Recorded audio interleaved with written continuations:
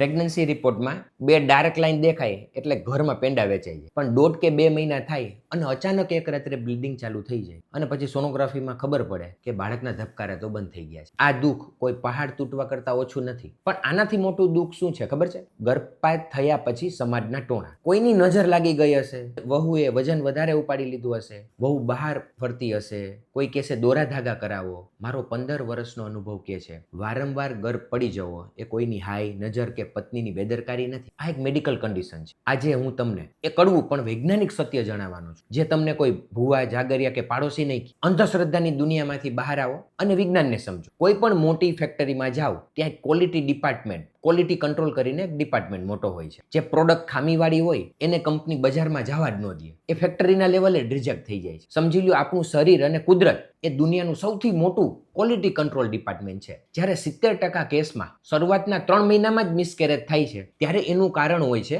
બાળકમાં રહેલી જીનેટિક કે ક્રોમોઝોમની ખામીઓ. કુદરતની સિસ્ટમ બહુ સ્માર્ટ છે. જે બાળકમાં ભવિષ્યમાં મોટી શારીરિક ખોડખાપણ આવવાની હોય, અથવા જે બાળક દુનિયામાં આવીને શ્વાસ ન લેવી શકવાનું હોય, એવા ખામીવાળા ગર્ભને કુદરત પોતે જ ગર્ભાશયમાં આગળ વધવા નથી દેતી. આ કોઈ શ્રાપ નથી. આ તમને અને એ બાળકને આખી જિંદગીની પીડામાંથી બચાવવા માટે કુદરતે મારેલું ફિલ્ટર છે. કુદરતનો આભાર માનો કે એણે પોતાની ભૂલ સુધારી લીધી. હવે તમે પૂછશો કે સાહેબ, તો આવું વારંવાર થાય છે કેમ? વારંવાર કેમ ગર્ભ પડી જાય છે? આના મુખ્ય 3 સાયન્ટિફિક કારણો છે. પહેલું છે બીજની ખામી, એટલે કે સ્પર્મ અને એગના ડીએનએમાં પ્રોબ્લેમ હોવો.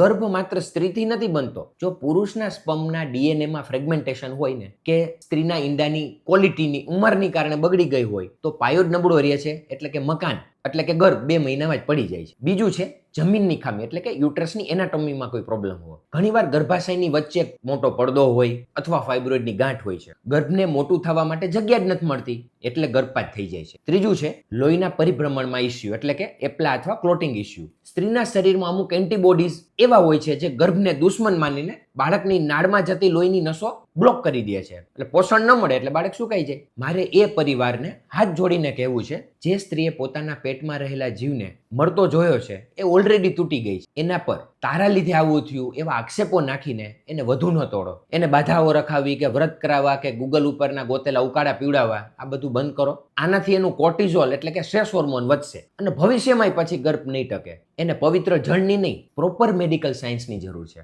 જો તમારે પણ 2 કે 3 વાર કરતા ગર્ભપાત વધારે થઈ ગયો હોય તો રડવાનું બંધ કરો. આનો મતલબ એ નથી કે તમે ક્યારેય માં નહીં બની શકો. ઉલટાનું એક પોઝિટિવ વાત એ છે કે તમને પ્રેગ્નન્સી તો રહે છે. આપણી પાસે માત્ર ગર્ભ ટકાવવાનો જ પડકાર છે અને 2026ના આધુનિક વિજ્ઞાન પાસે આના 100% ઈલાજ. તમે આવશો એટલે અમે સીધા કંઈ ગોળીઓ કે ઇન્જેક્શન નહીં આપી દઈએ. તમારા કેરિયોટાઇપિંગ કરીને તમારા બંનેના જીનેટિક્સ ચેક કરશું, ગર્ભાશયની 3D સોનોગ્રાફી કરશું અને જરૂર પડે તો IVF સાથે PGTA ટેકનોલોજીનો ઉપયોગ કરીને જેમાં ખામી વગરનું સ્વસ્થ બીજ જ તમારા ગર્ભાશયમાં ટ્રાન્સફર થાય. રસ્તા બધા જ ખુલ્લા છે, બસ તમારે સાચી દિશા પકડવાની છે. ગર્ભ પડી જવો એ અંત નથી, પણ સાચો ઈલાજ શોધવાની શરૂઆત છે. તમારી આસપાસ કોઈ એવી બહેન દીકરી હોય જે આ પીડામાંથી પસાર થતી હોય તો એને આ વિડીયો ચોક્કસ મોકલજો. એને હિંમત મળશે. અને જો તમને કોઈ મૂંઝવણ હોય તો તમારા રિપોર્ટ્સ લઈને મને મળો. આપણે કારણ ગોતીશું અને ઈલાજ કરીશું. હું છું ડોક્ટર સુધીર રાખોલિયા. વાતો મીઠી જ નહીં કરું, સલાહ પણ 100% જ સાચી જ આપીશ.